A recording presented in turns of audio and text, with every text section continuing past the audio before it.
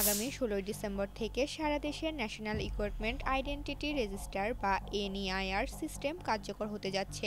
এই সিস্টেম কার্যকর হওয়ার পর দেশের নেটওয়ার্কে কোনো অবৈধ বা আনঅফিসিয়াল স্মার্টফোন আর সচল থাকবে না।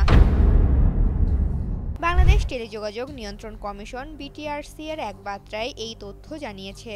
তবে বর্তমানে নেটওয়ার্কে সচল থাকা সব বৈধ ও অবৈধ মোবাইল হ্যান্ডসেট স্বয়ংক্রিয়ভাবে নিবন্ধন হবে এবং সচল থাকবে, ফলে ব্যবহারকারীদের দুশ্চিন্তার কোনো কারণ নেই।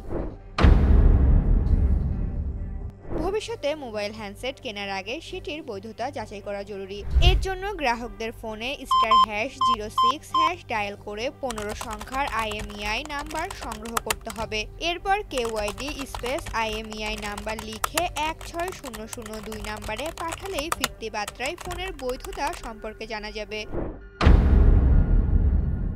এনইআইআর সংক্রান্ত যেকোনো তথ্যের জন্য গ্রাহকরা বিটিআরসির হেল্পডেস্ক নম্বর 100-তে কল করতে পারবেন। পাশাপাশি 16 ডিসেম্বর থেকে যেকোনো অপারেটর নম্বর থেকে *16161# ডায়াল করেও তথ্য জানা যাবে। এছাড়া অপারেটরের কাস্টমার কেয়ার 121-এ ফোন করে সরাসরি কাস্টমার কেয়ার সেন্টারে গিয়েও সহায়তা নেওয়া সম্ভব।